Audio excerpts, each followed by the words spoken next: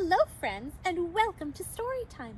I'm Flyleaf the Book Fairy, your friendly neighborhood storybook fairy, and today we are going to be reading an actual fairy tale. No, not another Cinderella story. Today we will be reading Sleeping Beauty. Now, I know you know the story with the baby and the fairies and the very bad conduct around sharp objects. No, we are going to be skipping straight to the end by reading Waking Beauty, written by Leah Wilcox and illustrated by Lydia Monks. Are you ready to get started? Waking Beauty.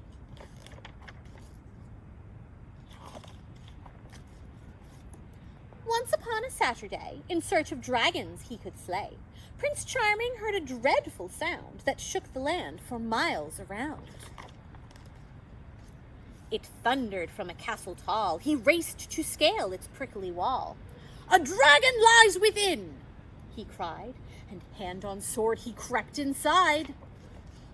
Then hung his head. "Oh, rats," he said, "it's just a snoring girl in bed."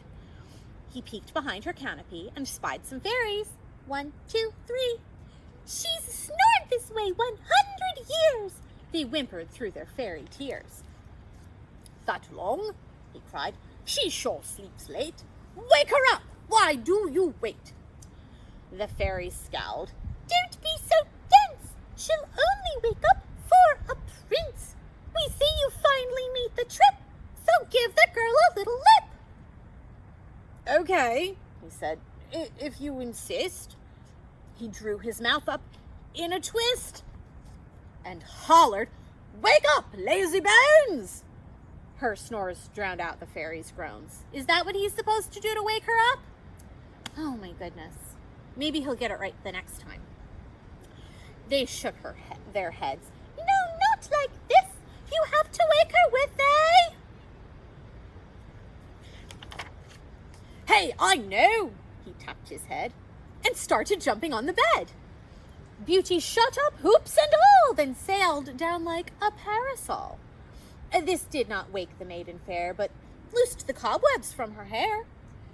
The fairies all began to hiss. "She'll only wake to true loves."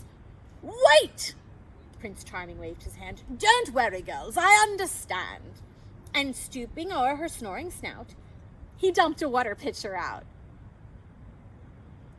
Oh, now she's all wet. On she slept, she did not stir. Thick dust had turned to mud on her. The feisty fairies grabbed his ear, making certain he could hear. "Take careful aim! You must not miss! You have to wake her with a..." "Oh, I know what you were planning," Prince Charming spied. A castle cannon.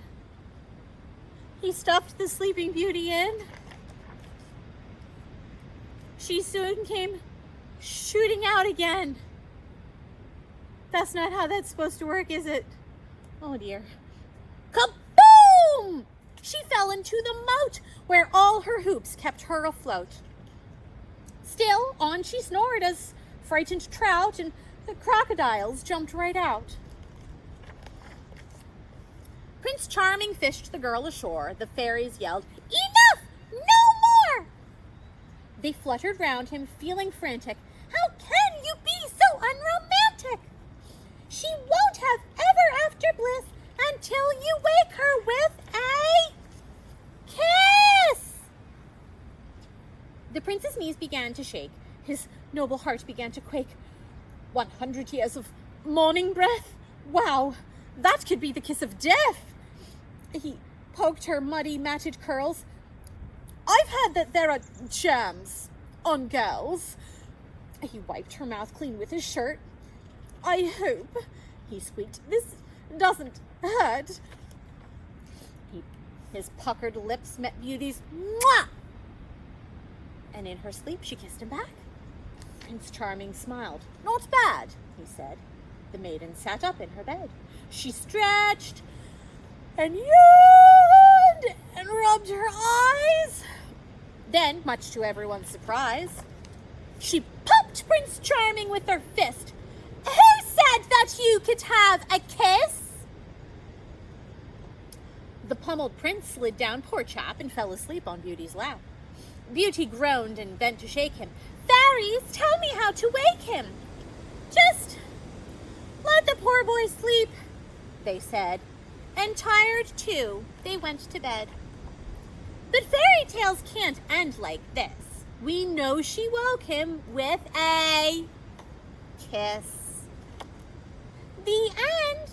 I hope you enjoyed today's fairy tale. I hope you learned some lessons. And I'll see you another day for another magical story. Goodbye, friends.